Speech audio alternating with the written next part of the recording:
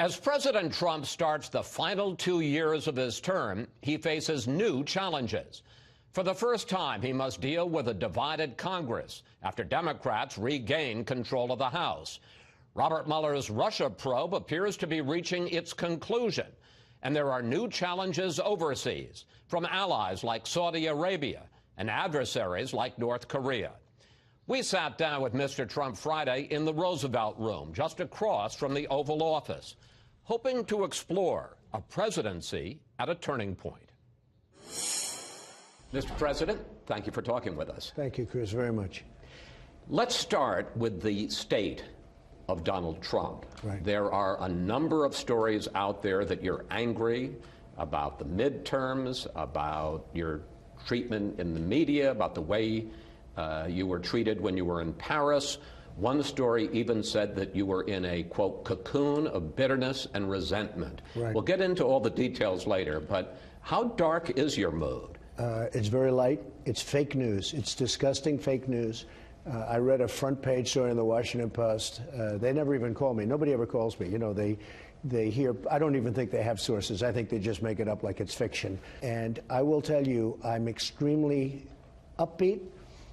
The White House is running like a well-oiled machine. It's doing really well. I have great people. I will make some changes, but not very many. I'm very happy with my cabinet, other than, you know, a couple of exceptions, and even there I'm not unhappy.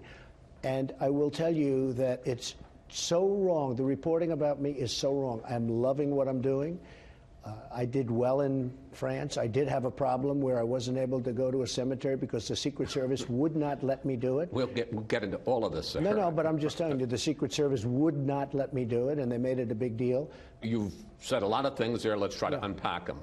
There's a lot of talk about staff changes. Your deputy national security advisor was moved out after your wife did something I've never heard of a first lady doing before, publicly calling for her removal. Are you comfortable with the way that went down, where it kind of looked like your wife was firing one of your advisors? Well, I didn't know the advisor well, really, and I know they had a lot of problems. My wife did a great job in Africa, and she was not treated properly by the press. She really worked so hard. They came to me. They wanted to go a little bit public because that's the way they felt, and I thought it was fine. I met with Mira 2 days ago, and we're going to move her around. She was with me for a long time, although I don't know her. She's really somebody I don't know very well. But we're going to move her around because she's got certain talents. But frankly, she is not, she'll never be put in the United Nations, let me put it that way. Meaning she's not too diplomatic. She's not too diplomatic, but she's talented. Are you happy with Kirstjen Nielsen at DHS? Well, I like her a lot. I respect her a lot. She's very smart. I want her to get much tougher, and we'll see what happens there. But I want to be extremely tough. What are the chances she'll be DHS secretary? Well, there's a chance, but there's a chance everybody. I mean, that's what happens in government. You leave, you make a name, you go.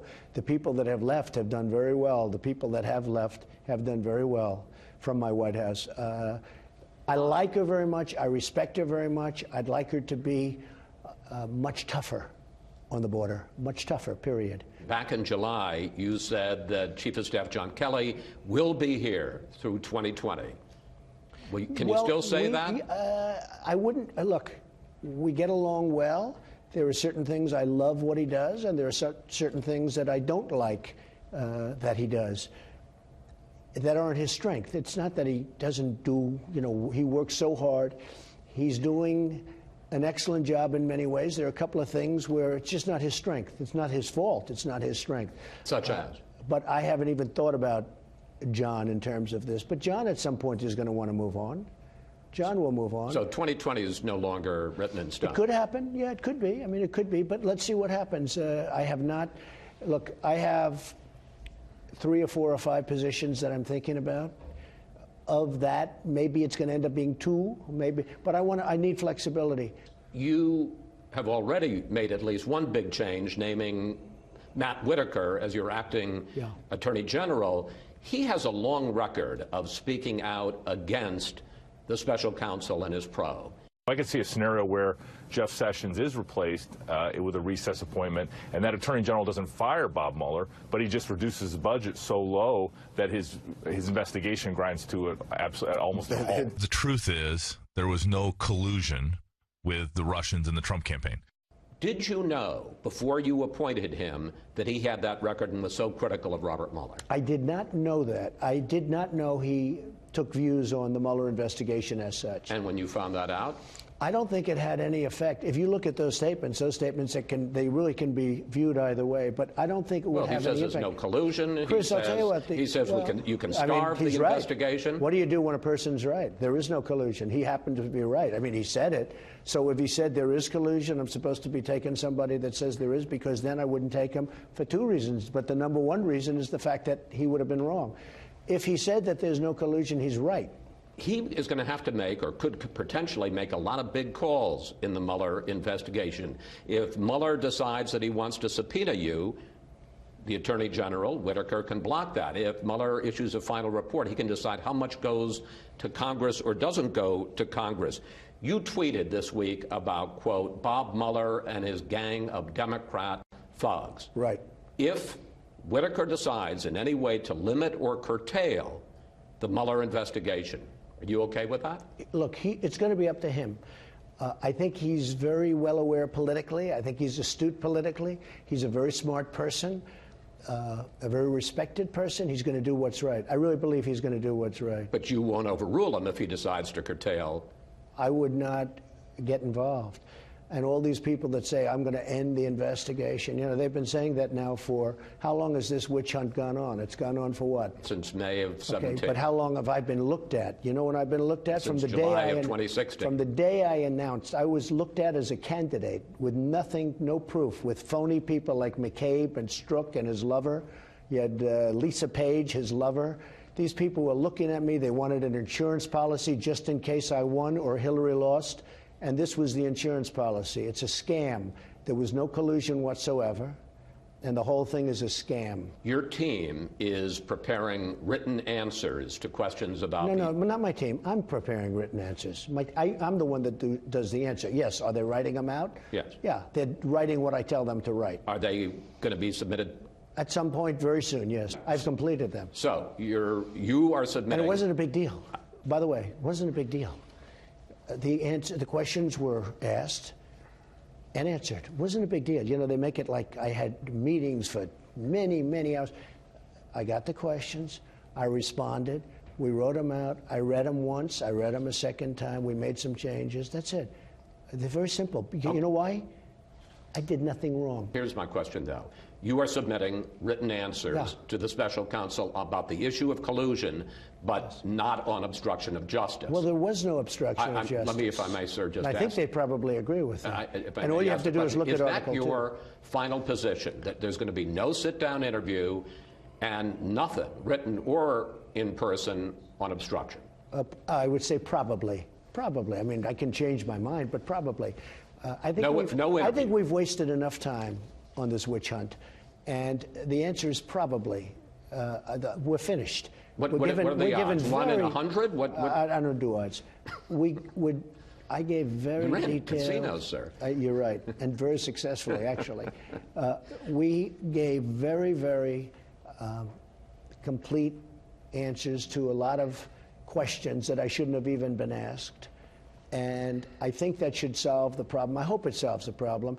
If it doesn't, you know, I'll be told and we'll make a decision at that time. But probably this is the end. Turkish President Erdogan says that he has shared a tape with the U.S. and other countries that is of the killing of Jamal Khashoggi inside the Saudi consulate in Istanbul. Have you, one, either heard the tape yourself or been briefed on it? And if so, to your mind, what does it show? We have the tape. I don't want to hear the tape. No reason for me to hear the tape. Why don't you want to hear it, sir? Because it's a suffering tape. It's a terrible tape. I've been fully briefed on it. There's no reason for me to hear it. In fact, I said to the people, should I? They said, you really shouldn't. There's no reason. I know everything that went on the tape without having to. And what happened? It was very violent, very vicious, and terrible. A month ago, you said you had spoken with Saudi Crown Prince Mohammed bin Salman and that he had told you directly that he had no knowledge of this. That's right. And still says that. But we now know that some of the people closest to him, some of his closest advisors were part of this. Question, did MBS lie to you, sir?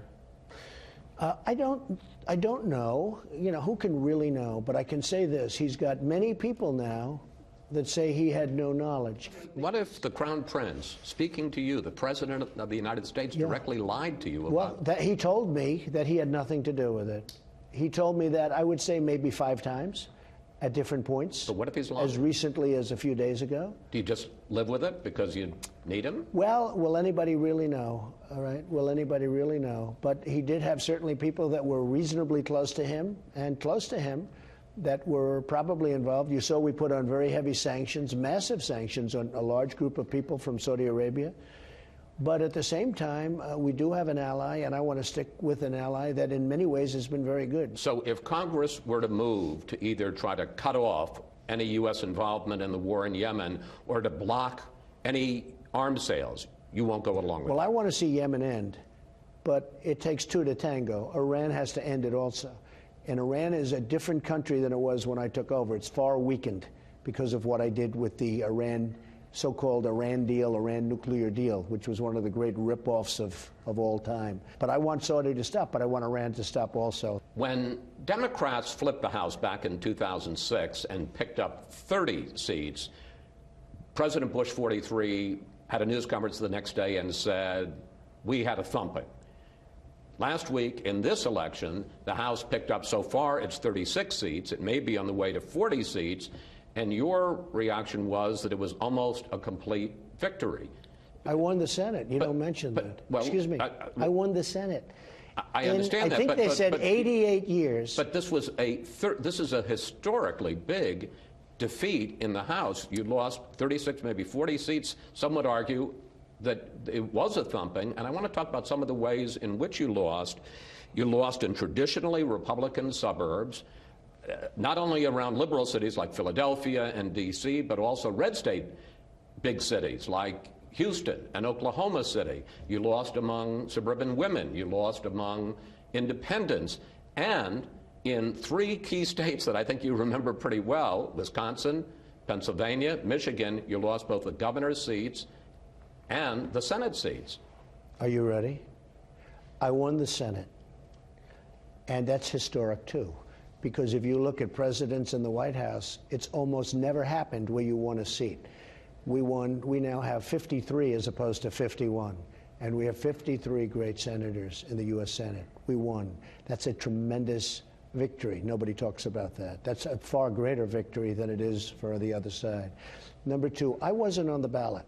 Well, wait, you kept saying. I said, look at me. I said, look at me. Pretend I'm on the ballot. But I have people, and you see the polls, how good they are. I have people that won't vote unless I'm on the ballot, okay? And I wasn't on the ballot. And almost everybody that I won, I think they said it was 10 out of 11, and I went against President Obama and Oprah Winfrey and Michelle Obama in a great state called Georgia for the governor, and it was all stacked against Brian. And I was the one that went for Brian, and Brian won. Look at Florida. I went down to Florida. Rick Scott won, and he won by a lot. I don't know what happened to all those votes that disappeared at the very end. And if I didn't put a spotlight on that election before it got down to the 12,500 votes, he would have lost that election, okay, in my opinion. He would have lost. They would have taken that election away from him. Rick Scott won Florida. You have to say, excuse me, a man named Ron DeSantis is now your governor, your new governor of Florida. A wonderful man named DeWine is your governor of the great state of Ohio. Remember what they used to say before my election? You cannot win unless you win Ohio. I won Ohio. We had a tremendous set of victories. You look at the victories. But if you can't carry, and you certainly didn't carry it 2 weeks ago, Michigan, Wisconsin, and Pennsylvania, you're not going to get reelected. I didn't run.